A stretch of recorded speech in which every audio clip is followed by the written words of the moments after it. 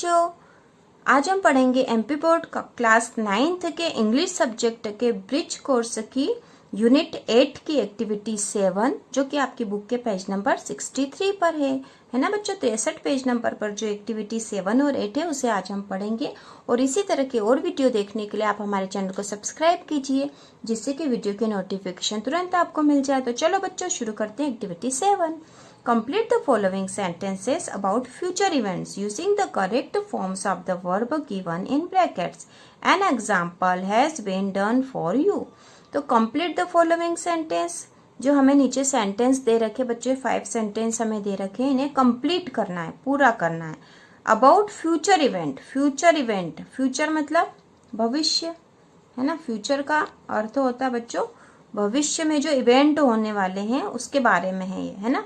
ये वर्तमान की बात नहीं कर रहे। सेंटेंस में क्या दे रखा है कि भविष्य में आने वाले समय में जो काम होगा उसके बारे में यहाँ बता रखा है ना। Future events using the correct form of the verb given in bracket. और यूज क्या करना है कि जो ब्रैकेट में जो वर्ब क्रियाएं दे रखी है, ये जो क्रियाएं दे रखी विजिट, ट्रेवल, स्टार्ट, इनको करेक्ट फॉर्म यूज करना है ना, जिससे कि ये कैसे होंगे, फ्यूचर इवेंट के लिए बनेंगे ये सेंटेंस है ना। An example has been done for you, एक एग्जाम्पल आपके लिए किया हुआ है। तो बच्चों हमें पता होना चाहिए कि जैसे टेंस होते हैं है ना, टेंस आपको पता नहीं है अभी तो भी कोई बात नहीं है। जो टेंस जो होते हैं, टेंस 3 प्रकार के होते हैं सामान्य तौर पे। प्रेजेंट टेंस है ना, प्रेजेंट टेंस, प्रेजेंट टेंस में वर्तमान काल की बात होती है ना। वर्तमान काल मतलब वर्तमान में जो हो रहा है, मैं खेलता हूँ है ना, या मैं स्कूल जाता हूँ, या मैं खेल रहा हूँ, तो ये सारी बातें प्रेजेंट टेंस में होती है। दूसरा होता पास्ट टेंस, पास्ट मतलब जो बीत चुका है ना, जो पहले क्रियाएं हो गई है ना। तो वह ऐसा करता था है ना, वह खेलता था, वह खाना खाता था है ना, वह स्कूल जाता था। तो पास्ट टेंस की जब बात करते हैं मतलब बीते हुए समय की बात करते हैं तो पास्ट टेंस हो जाता।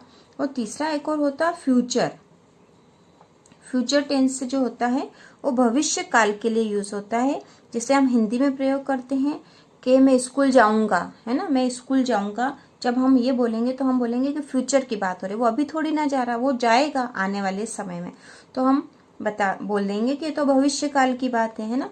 तो जैसे हिंदी में भी होते हैं ना वर्तमान काल है ना, और भविष्य काल, भूतकाल, वैसे ही टेंस इंग्लिश में होते हैं बच्चों प्रेजेंट टेंस, पास्ट टेंस और फ्यूचर टेंस है ना। तो यहाँ पे फ्यूचर इवेंट की बात करने को कह रहे हैं। तो यहाँ पर हमें पता होना चाहिए कि जैसे फ्यूचर टेंस जो होता है उसमें जैसे सिंपल फ्यूचर जो होता है, सिंपल फ्यूचर में वर्ब के साथ में शेल या विल का यूज होता है, शेल या विल का यूज होता है, ठीक है। ये हेल्पिंग वर्ब होती है। जो वर्ब मेन वर्ब आएगी उसके पहले किसका यूज होता है, शेल का या विल का, ठीक है। तो इसमें भी ये है कि आई और वी के साथ, आई और वी के साथ शेल का यूज होता है बच्चों है ना। आई और वी के साथ किसका यूज होगा, शेल का, और बाकी सबके साथ विल का यूज हो जाएगा। तो अब हम समझ सकते हैं कि जब हम फ्यूचर टेंस या फ्यूचर की बात करेंगे फ्यूचर की बात करेंगे हम, तो जो वर्ब होगी उसके पहले हमें क्या लगाना पड़ेगा, शेल या विल लगाना पड़ेगा है ना। और ये भी ध्यान रखेंगे या यदि आई और वी का प्रयोग होगा है ना, आई और वी का प्रयोग होगा तो उसके साथ शेल आएगा। अब हम यहाँ करेंगे तो हमें समझ में आ जाएगा है ना बच्चों। तो देखो पहला जो है, a team of expert will go, यहाँ पे गो दे रखा था है ना, यहाँ पे क्या दे रखा था, गो। तो इन्होंने क्या बना दिया, will go to Mount Everest next year, अगले साल एक टीम, एक्सपर्ट लोगों की एक टीम अगले साल माउंट एवरेस्ट पर जाएगी। तो फ्यूचर टेंस की बात है, जाएगी, फ्यूचर इवेंट है ये है ना। तो यहाँ पर जो हेल्पिंग वर्ब गो, सॉरी बच्चों है ना, मेन वर्ब जो गो है उसके साथ हेल्पिंग विल का यूज हुआ है। विल गो से जाएगी, भविष्य काल की बात हो गई है यहाँ पे। उसी प्रकार जो दूसरा है, we visit my grandparents during the next summer break है ना। वी का यूज हो रहा है यहाँ पे। तो वी के साथ क्या प्रयोग होगा बच्चों, अभी मैंने बताया था कि वी के साथ तो शेल का प्रयोग होगा है ना, आई और वी होगा तो शेल का यूज होगा। तो यहाँ पे मेन वर्ब तो विजिट दे रखी है, तो हमें यहाँ पे क्या लगाना पड़ेगा वी के साथ, we shall visit my grandparents, हम हमारे जो ग्रैंड पेरेंट्स हैं उनको देखने जाएंगे। तो नेक्स्ट समर ब्रेक, अगले गर्मी के ब्रेक में या अगली गर्मी की छुट्टियों में हम हमारे ग्रैंड पेरेंट्स को देखने जाएंगे। तो यहाँ पे शेल का यूज होगा वी के साथ, है ना बच्चों। तो ये फ्यूचर टेंस हो गया, है ना, फ्यूचर की बात कर दी हमने यहाँ पे। तो तीसरा देखो, the players travel to Chennai tomorrow for the match. जो खिलाड़ी हैं, प्लेयर्स मतलब खिलाड़ी, है ना, ट्रेवल मतलब सफर करेंगे, जाएंगे, टू चेन्नई, टुमारो कल, आने वाले कल में, है ना, जो कल मतलब कौन सा, जो आने वाला कल है, उसमें मैच करने के लिए खिलाड़ी चेन्नई जाएंगे। तो यहाँ पे क्या बच्चों, क्या यूज होगा, हम क्या यूज करेंगे यहाँ पे, विल का, है ना। The players will travel, travel भी लिख देते हैं ना, ट्रेवल, ट्रेवल, और यहाँ पे भी हम विशेल के साथ क्या लिख देंगे, विजिट, है ना। The players will travel to Chennai tomorrow for the match. ये हो गया पूरा। उसी प्रकार फोर्थ है, the exams start next week. Exam जो है अगले सप्ताह शुरू होगी, स्टार्ट मतलब शुरू होगी, नेक्स्ट वीक अगले सप्ताह, एग्जाम्स मतलब परीक्षा, है ना।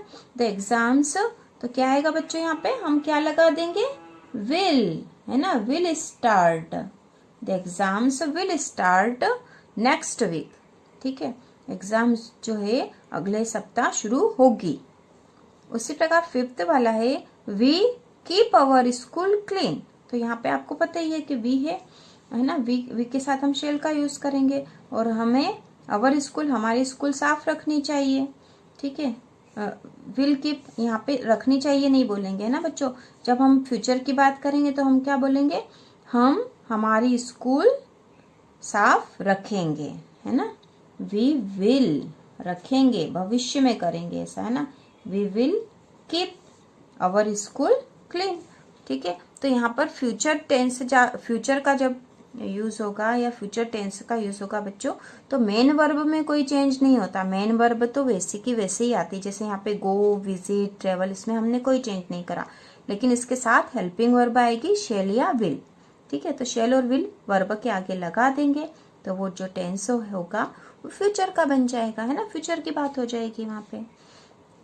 उसी प्रकार जो अगला है एक्टिविटी 8 है बच्चों, write any 2-3 slogans on keep your surrounding clean in English or in your mother tongue.